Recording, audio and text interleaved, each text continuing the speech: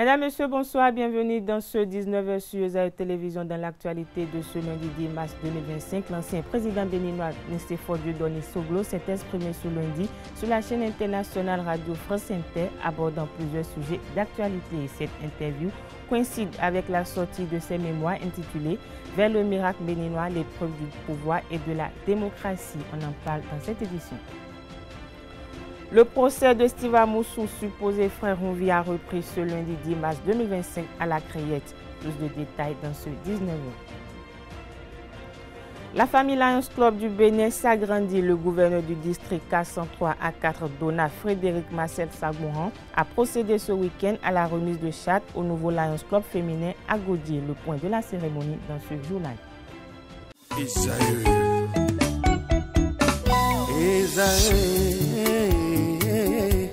Vous recherchez une école de référence pour une double formation universitaire et professionnelle de qualité? Voici l'opportunité à ne pas rater. L'École supérieure d'administration, d'économie, de journalisme et des métiers de l'audiovisuel ESAE vous offre des programmes d'enseignement en licence et en master orientés vers l'emploi qui font d'elle une référence à travers les filières de l'administration générale et territoriale, l'administration du travail et de la sécurité sociale, droit, diplomatie et relations internationales, administration hospitalière, universitaire et intendance, journalisme et métiers de l'audiovisuel et toutes les filières des sciences de gestion. Une seule adresse, www.esae.bj.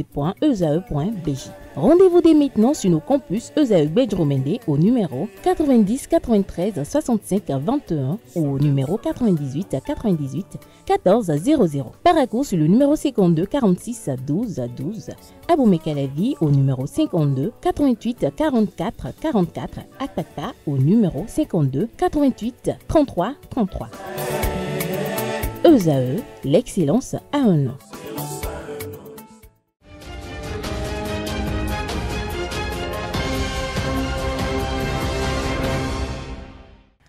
À nouveau, bonsoir, invité de RFI Afrique ce lundi 10 mars 2025, Nicéphore Soglo, premier président de l'ère du renouveau démocratique au Bénin, a dressé un tableau préoccupant de la situation des libertés dans le pays. Il a dénoncé l'incarcération et les îles forcées de plusieurs figures de l'opposition sous le régime de Patrice Talon. On le suit dans cet élément pour plus de précision. Écoutez, c'est la France qui doit payer à la place des débiteurs africains. Et son Premier ministre dit « je ne paye pas ». Que voulez-vous qu'on fasse ? Qui peut forcer la France à payer? Non, je crois que tout le monde était convaincu que bon, la décision appartient à la France. Elle a dit non, et puis c'est terminé. Qu'elle ne pouvait pas supporter vraiment les dettes de ces anciennes colonies. Et ça s'est fait comme ça. Supposons que Donald Trump se lève en disant voilà, maintenant je coupe. On a vu déjà ce qu'il a commencé à faire pour ce qui concerne l'Ukraine, comment les gens réagissent. Alors imaginez vraiment que quelqu'un vous torde la main de cette manière-là, mais on n'avait pas le choix. Et tout le monde est surpris qu'on ait pu partir d'un taux de croissance négatif de moins 3 à plus 6 en l'espace simplement d'un mandat, 9 points.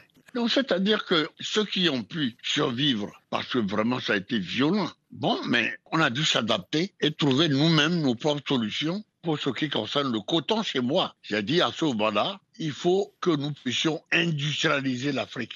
Mais oui, mais écoutez, les peuples du Nigeria, les peuples du Bénin, ou bien les peuples du Togo, tout ça, ce sont les mêmes peuples. Pourquoi ce que l'Europe a réalisé au sortir de la guerre, nous on ne pourrait pas le faire également? On doit vraiment créer une monnaie commune, c'est évident. Moi, je crois que c'est parce qu'ils n'ont pas une vision, c'est de bâtir un ensemble de l'Afrique de l'Ouest pour avoir un monde de paix. Et vous écrivez que sur le plan des libertés publiques, la situation au Bénin est devenue irrespirable car plusieurs opposants politiques ont été jetés en prison. À qui pensez-vous? Moi, je n'ai jamais mis quelqu'un en prison. Je n'ai jamais mis des gens en exil. Non, ça n'a pas de sens. Je parle au président Talon. J'ai demandé encore une audience. Je lui dis, écoute, c'est moi, en te soutenant, qui t'ai permis d'être président. Eh bien, je dis que cette année, l'année 2025, tu dois libérer tous les prisonniers politiques, les Rekia, le professeur Aïvo, tous ceux qui sont en prison.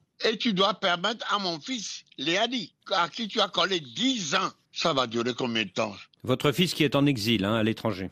Absolument. Et en même temps, j'essaie de donner de bons conseils en disant le pouvoir n'est jamais facile. Quand tu as un pouvoir, il faut savoir comment l'utiliser. Mais là, cette année, on doit libérer tous les prisonniers politiques sans exception. Je lui dis ça. Et quand vous lui dites ça, qu'est-ce qu'il vous répond? Mais pour le moment, il ne me répond pas correctement. Alors l'élection présidentielle au Bénin, c'est dans 1 an. Est-ce que vous êtes confiant ou inquiet avant ce grand rendez-vous politique? Non, moi je sais, notre peuple a la capacité vraiment de rebondir. D'abord, on aura libéré tous les prisonniers politiques, Reka Madougou, on aura libéré le Joël Aïvo, tous les exilés seront rentrés et diront au président Talon ce qu'ils pensent de lui, de sa manière de gouverner un pays. Est-ce que vous pensez que le président Talon tiendra parole et quittera le pouvoir dans 1 an? Je suis persuadé que s'il ne le quitte pas, il aura choisi son destin. Alors vous êtes à la retraite, mais vous n'êtes pas inactif, loin de là, puisque l'an dernier, avec un autre ancien président, Thomas Boniayi, vous êtes allé à Niamey pour essayer de faire rouvrir la frontière entre le Niger et le Bénin. Vous n'y êtes pas arrivé. Est-ce que vous êtes déçu? Non, moi je suis invité à nouveau par le général Tiani, je vais aller là-bas. Et vous irez quand à Niamey, Monsieur le Président? Pour le moment, j'attends que l'ambassadeur ici, on verra comment les choses se passeront. Je vous tiendrai informé. Et vous irez avec Boniayi comme la dernière fois? Mais évidemment. Je l'annonçais à l'entame de cette édition après le rejet du recours de ses avocats à la Cour constitutionnelle. Steve Amoussou, supposé être le frère en vie, activiste politique aux critiques acerbes contre la gouvernance de Patrice Talon, est attendu devant les juges de la Crayette ce lundi 10 mars 2025. L'audience prévue pour le 27 mars 2025 avait été renvoyée en raison des contestations soulevées par ses avocats. Ces derniers avaient formé un recours devant la Cour constitutionnelle pour violation de la Constitution des libertés et des droits de la personne humaine, contestant ainsi la détention de leurs clients. Pour eux, la détention de Steve Amoussou est illégale au regard des irrégularités relevées lors de son interpellation à Lomé au Togo. Le 20 février 2025, la Cour constitutionnelle, après avoir examiné le recours des avocats du prévenu, s'est déclarée incompétente. Dans sa décision, la haute juridiction indique que le recours relève d'une procédure judiciaire en cours et une prise de position dans cette affaire pourrait être assimilée à une ingérence dans une procédure judiciaire en cours. Ce recours étant vidé, les débats de fond peuvent alors s'ouvrir à la Crayette dès l'audience de ce lundi 10 mars 2025. Le gouverneur du district K103-4 Dona Frédéric Marcel Sagbouan et Jean-Christian Amélina, président de la zone 11 de Lions Club Cotonou, ont procédé à la remise de chartes au nouveau club féminin dénommé Lions Club Cotonou à Gaudier. La cérémonie s'est déroulée dans un hôtel de la place en présence des présidents des Lions Club du Bénin. C'était ce week-end. Le reportage avec Quentin Amoussou, Chabel Kanefo. Chère amie présidente, je te transmets la cloche et le maillet. Un troisième club féminin est né au sein de la famille des Lions Club du Bénin. Je m'engage librement et solennellement. J'ai ainsi l'honneur de t'épingler le certificat de naissance et la reconnaissance officielle par l'Association internationale des Lions Club de l'installation de Cotonou à Gaudier. Le Lions Club Cotonou à Gaudier vient officiellement de voir le jour. C'est à travers une cérémonie de prestation de serment et de remise de chartes présidée par le premier responsable des Lions du Bénin. C'est avec beaucoup d'émotion que j'ai présidé la remise de charte, le certificat de naissance, aux membres de ce club Cotonou à Gaudier. Nous avons souhaité de tous nos voeux la création de ce club et aujourd'hui, c'est chose faite. Parce que nous avons l'ambition que le rôle des femmes dans notre société, dans toutes nos associations, puisse augmenter. Et d'ailleurs, aujourd'hui, c'est le 8 mars, c'est la journée internationale de la femme. C'est une belle coïncidence. Je suis un gouverneur comblé et je retourne satisfait. Pour conduire ce nouveau club au titre du premier mandat, Les rênes ont été confiées à Francine Enian-Loko. La présidente fondatrice du Lions Club Cotonou-Agodié décline les grands chantiers du nouveau club. Déjà, nous allons travailler parce que comme vous l'avez constaté ce soir, nous avons donné assez de visibilité à notre club. Cette visibilité nous amène à travailler au sein de la communauté. Et les chantiers du Lions, comme la faim, la pauvreté, nous allons en faire notre cheval de bataille. Vous avez entendu dans la salle, on a dit qu'on veut faire des gestes à l'endroit des orphelins. C'est déjà un premier chantier et d'autres chantiers vont suivre, mais on va faire entendre nos noms au-delà des frontières, comme on a su le dire. Tout ceci est le fruit du travail acharné du président de la zone 11, Jean Chrétien, à Mélina. C'est un objectif du district et nous avons pris le défi d'atteindre cet objectif-là. Et j'ai trouvé des femmes qui ont accepté de m'accompagner pour que cela puisse se réaliser aujourd'hui. Voilà.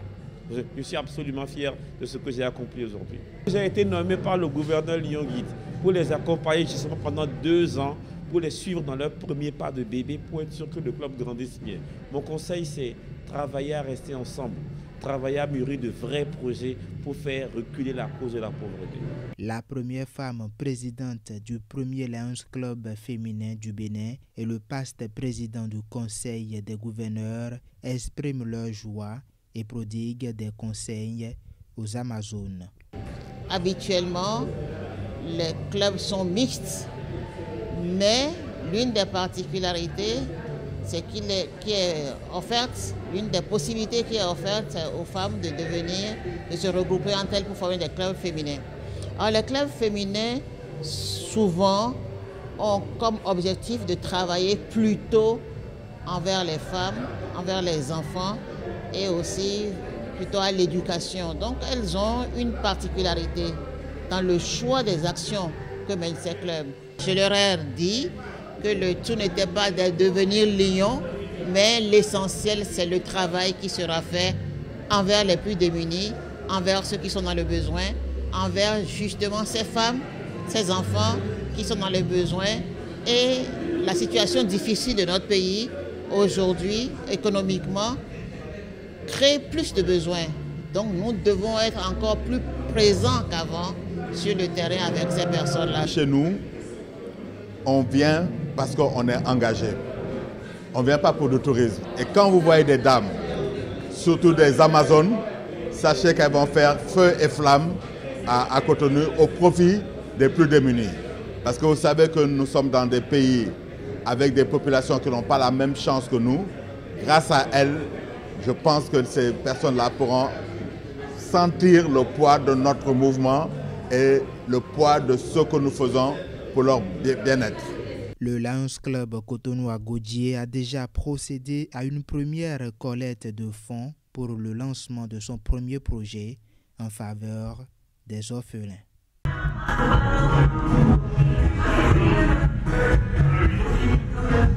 Une nouvelle initiative du parti d'opposition Les Démocrates a été empêchée par les autorités. Cette fois, il s'agissait d'une rencontre prévue dans la commune de Komassé, selon l'honorable Eric Rondété. Cette réunion devait permettre aux militants et responsables locaux d'échanger sur les questions d'actualité et de débattre de l'héritage de la conférence des forces vives de 1990.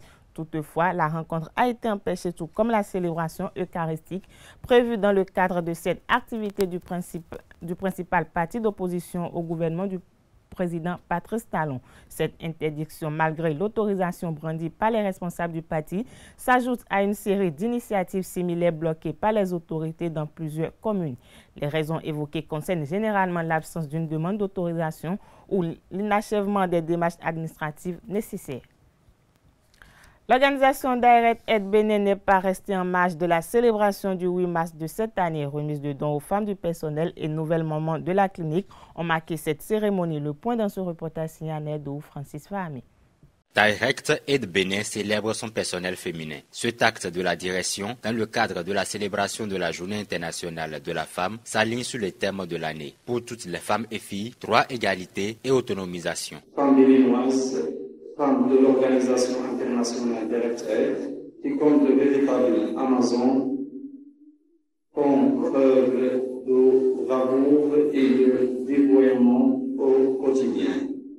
Chères dames, de nombreux défis restent à relever, mais ils ne sont pas insurmontables. Ce 8 mars est l'occasion pour Direct Aid Bénin de remercier les femmes pour leur contribution au développement des activités de l'organisation. À travers l'éducation, la santé et le développement durable, en cette journée spéciale, nous espérons notre profonde gratitude à toutes les femmes fortes et talentueuses et nous réaffirmons notre engagement de soutien à leur émancipation et leur récitation. Au-delà de la célébration, cette journée invite à différents questionnements ainsi qu'à l'état des lieux sur le rôle de la femme au développement de la société. Ayez foi en notre capacité à prendre au plus haut niveau les mesures et actions innovantes et réalistes à la hauteur des ambitions communes conférées à notre institution. Recevez nos remerciements qui viennent du très fond du cœur. À l'endroit de mes sœurs, je voudrais lancer un vibrant appel pour plus d'efforts au travail. À cette occasion, Direct Aid Bénin a offert quelques vivres aux femmes, mais également aux nouvelles mamans de la clinique à Safwa. Un geste très apprécié par les bénéficiaires.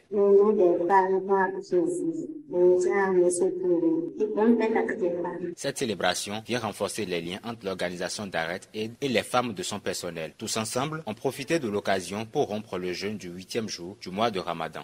Parlons toujours de la célébration du 8 mars. L'amicale des femmes de la SONEB AMIFA n'est pas restée également en marge de la célébration de la Journée internationale des droits de la femme dans une ambiance festive. L'événement s'est tenu au Centre de formation au métier de l'eau d'Akwakwa ce samedi 8 mars 2025.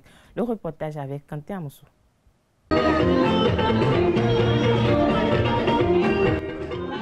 C'est dans cette ambiance que l'amicale des femmes agents de la SONEB s'est réunie ce samedi 8 mars autour des échanges et des communications pour commémorer la GIF 2025. Nous aurons à faire une communication d'une part sur le thème de la commémoration de la Journée internationale des droits de la femme de cette année. Je voudrais vous inviter surtout à cette réflexion, à la compétence, à la discipline, et surtout à l'union, parce que l'union fait la force.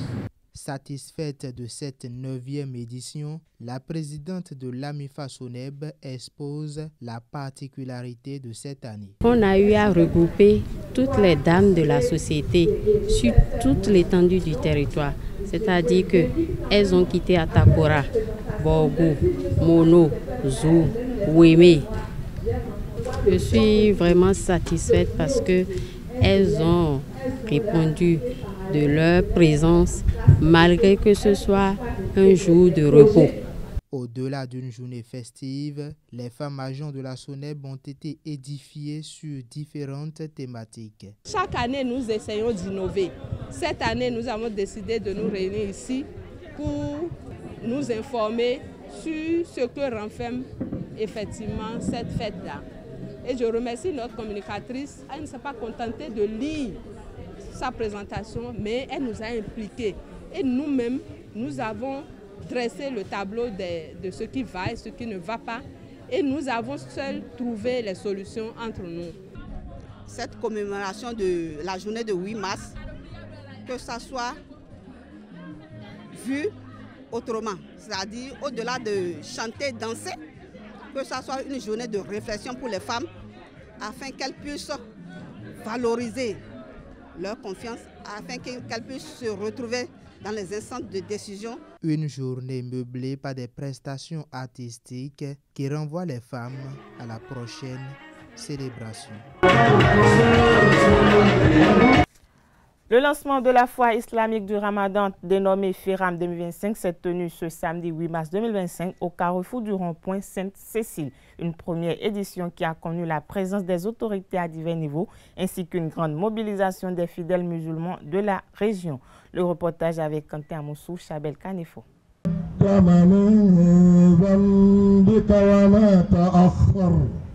C'est dans cette ambiance de solidarité et de partage que les fidèles musulmans du Bénin se sont retrouvés à la foire islamique du Ramadan, FIRAM 2025.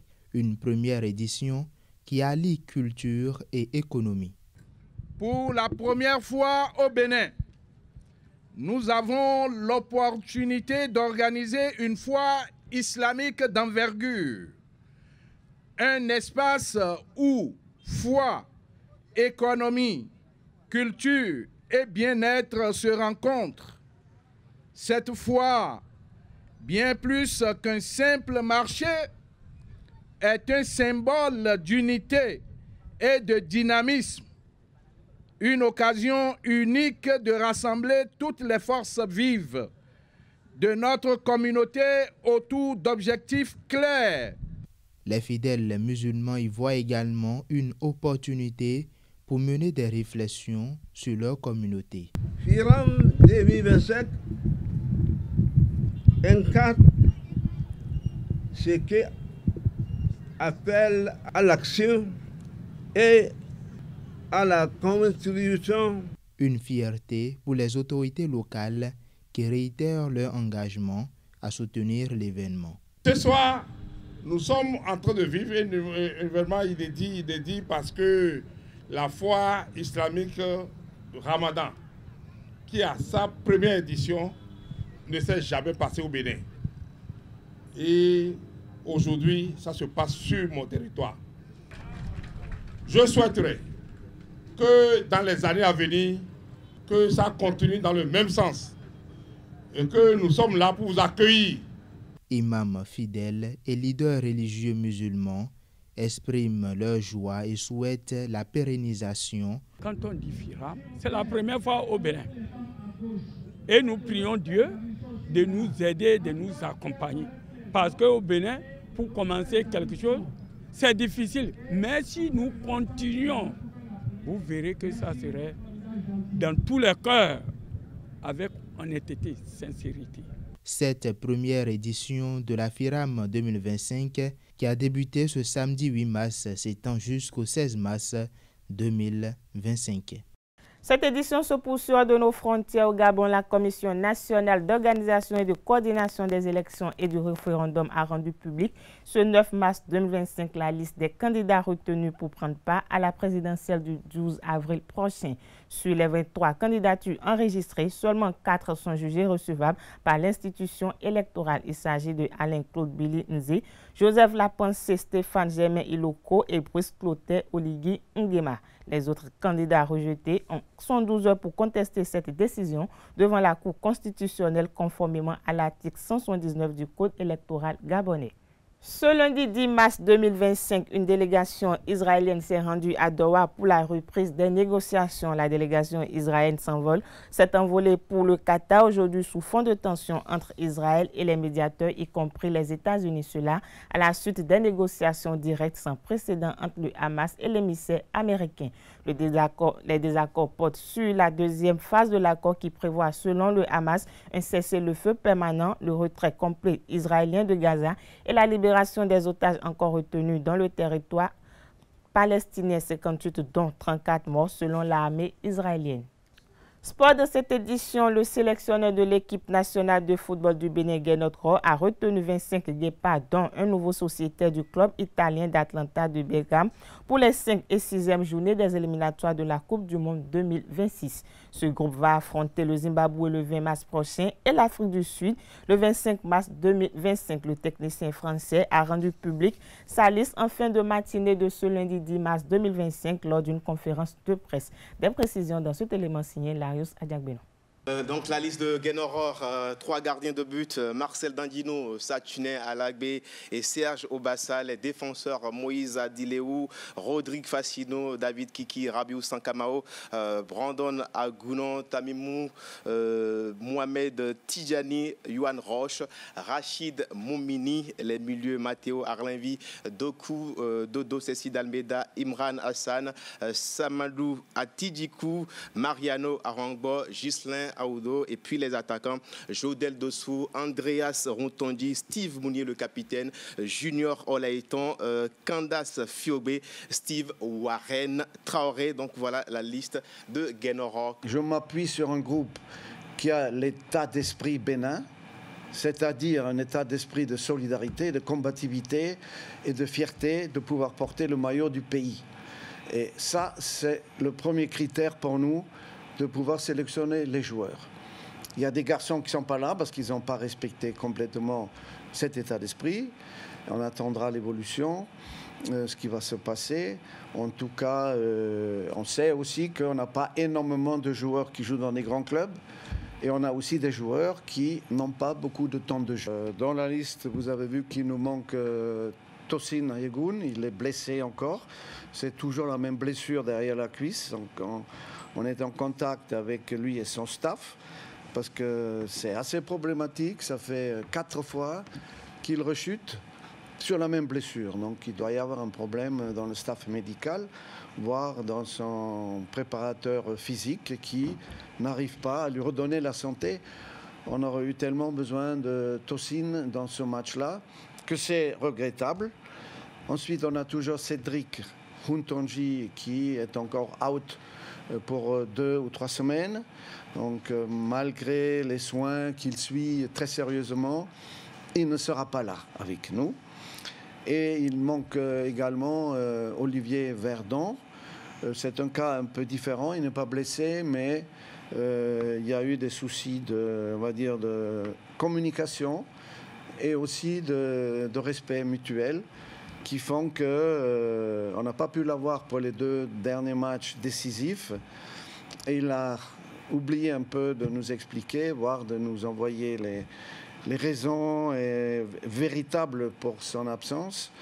Donc il a été sanctionné en étant exclu de ces matchs, les 2 matchs. Il faut veiller à l'état d'esprit, il faut veiller à la discipline du groupe. Et si un joueur n'adhère pas à ces critères-là, il est difficile de faire partie de notre équipe, même si c'est le seul qui joue en Europe avec son club, ou qui jouait jusque-là. Maintenant ils sont éliminés avec Ludogorets, mais c'est quand même dommage. Et on espère, on est en contact avec lui, il regrette son comportement et j'espère que la fédération va pouvoir aussi entrer dans nos, on va dire, discussions pour pouvoir établir donc une sanction qui pourrait prendre fin bientôt, nous l'espérons. La phase retour de la Ligue Pro saison 2024-2025 suit son cours. Pour le compte de la 21e journée de la Ligue Pro, Dadje FC a reçu les Boas de Sinandé au stade Omnisport d'Aploaroui le samedi 8 mars 2025. Au thème de la rencontre, Dadje s'est imposé sur le score de 4-2. Les moments forts de cette rencontre et les impressions des 2 entraîneurs dans cet élément signé Anaël Dou.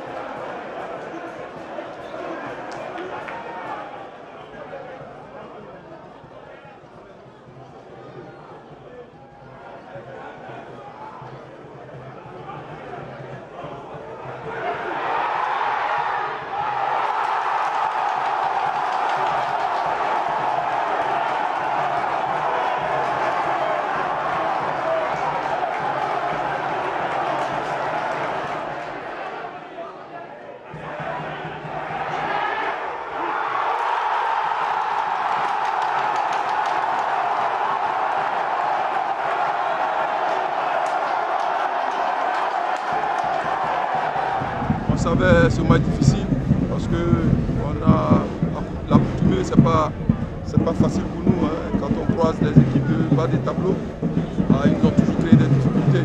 Vous avez vu, hein, sur un match qui partait facile pour nous à l'entame, mais très vite vous avez vu qu'à chaque fois l'adversaire a répliqué, l'adversaire a répondu beaucoup. Donc pour nous il s'agissait, voilà, dans les derniers instants, d'essayer de revoir quelque chose tactiquement, et ça a payé sur la fin.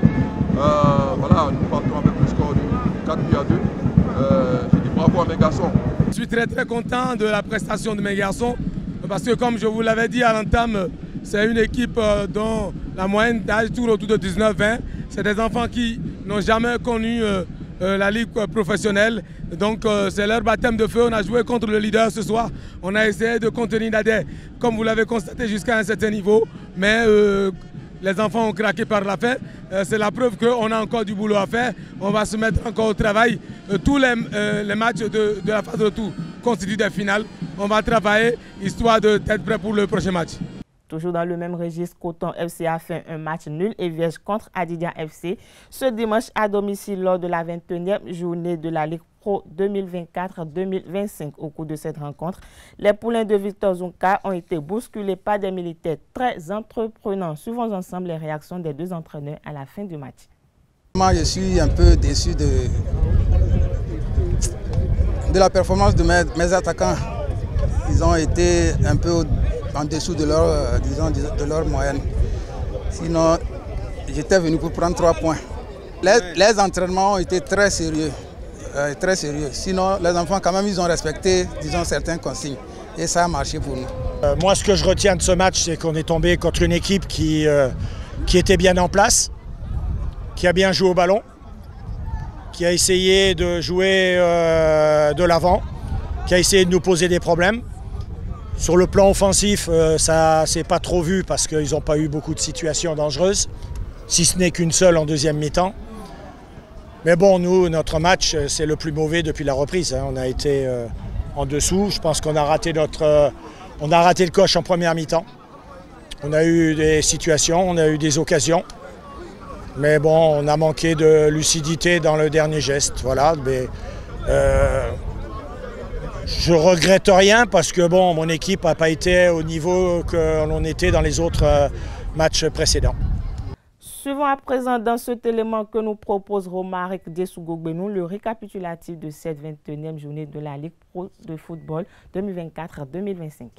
La 21e journée de la Ligue Pro du Bénin s'est achevée ce week-end avec des confirmations en tête du classement. Dadier consolide son statut de leader dans la poule A, tandis que les Dragons maintiennent leur position en poule B. Bani Gansé s'impose à domicile dans un match intense 2-1 face à Béké. Une rencontre fermée sans vainqueur entre Buffle et Dynamique, 0 but par tour. Abeille réalise un bon coup à l'extérieur, 2-1 face à Takouné.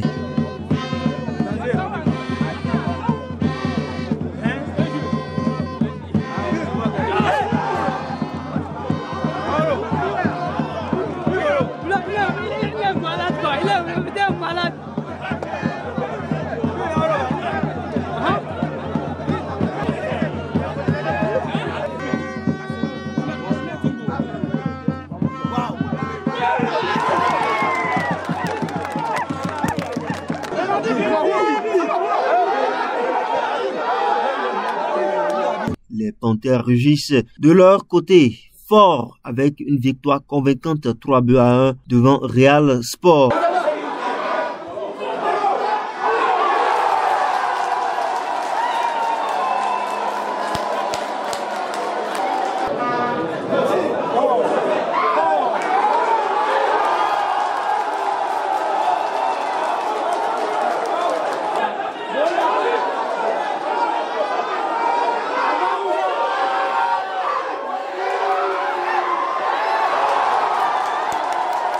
Duel serré entre prétendants aux premières places, 0 but partout, entre Damessa et l'USS Cavalier. Dynamo d'Abomey assure avec un succès solide 2-1 face à Espoir de Savalo. AS Tonnerre joue le nul 0 partout avec Rodio. Dans la poule B, à présent, match sans relief entre deux formations. AS Cotonou et Aziza jouent le nul 0 partout. Sobemap surprend les requins avec une victoire précieuse 2-1.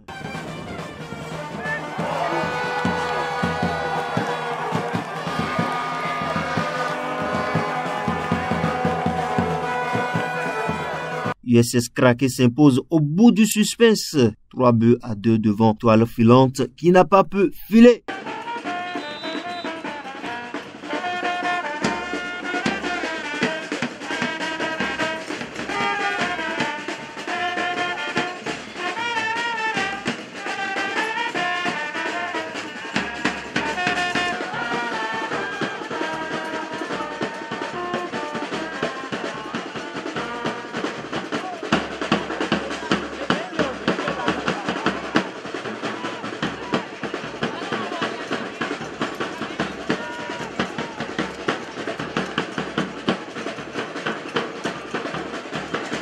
Les Dragons conservent leur place de leader malgré le nul 1 partout devant Aspac, festival offensif de l'Autopopo qui s'impose de la plus belle des manières. Score final 4-0 devant Dynamo de Parakou.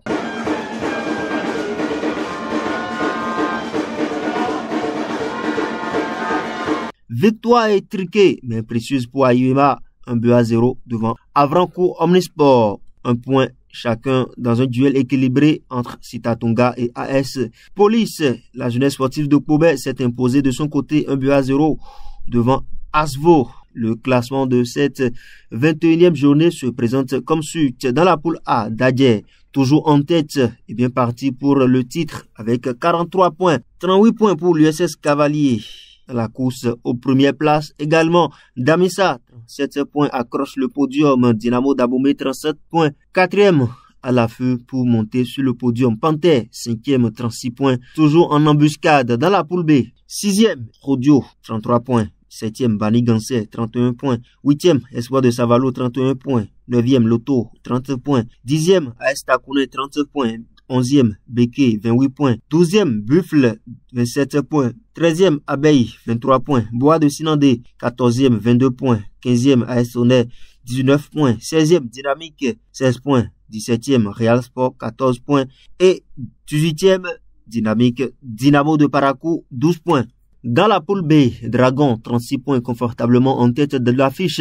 Sobemap, 36 points, deuxième, se rapproche dangereusement du leader. Troisième, AS Cotonou, 34 points, reste dans la course. L'USS Kraké est quatrième avec 33 points. Encore dans le coup, Ayima est cinquième sur la liste avec 32 points, pas trop loin des premières places. Sixième, GSP, 29 points. 7e, Asvo, 27 points. 8e, Aspac, 27 points. 9e, AS Police, 27 points. Adidja, 10e, 24 points. 11e, AS Cotonou, 22 points. 12e, Avrancourt Omnisport, 22 points. 13e, Requin, 22 points. 14e, Sitatunga, 21 points. 15e, Aziza, 19 points. 16e, JA de Ketou, 16 points. 17e, Étoile Filante, 12 points. Et la jeunesse sportive de Ouida qui est reléguée à la 3e division. Cette 21e journée, il faut le dire, n'a pas offert de grandes surprises. Dadje et Dragon continuent d'affirmer leur domination dans leurs différents groupes. L'Autopopo impressionne avec une démonstration offensive, tandis que Sobemap et l'USS Kraké se rapprochent des sommets. La lutte pour les places d'honneur et le titre reste plus que jamais ouverte à l'approche du sprint final. Amis sportifs restent câblés pour le prochain week-end. Sportivement, votre. Voilà, c'est ainsi que prend fin cette édition. Merci de nous avoir suivis. Agréable soirée à tout un chacun.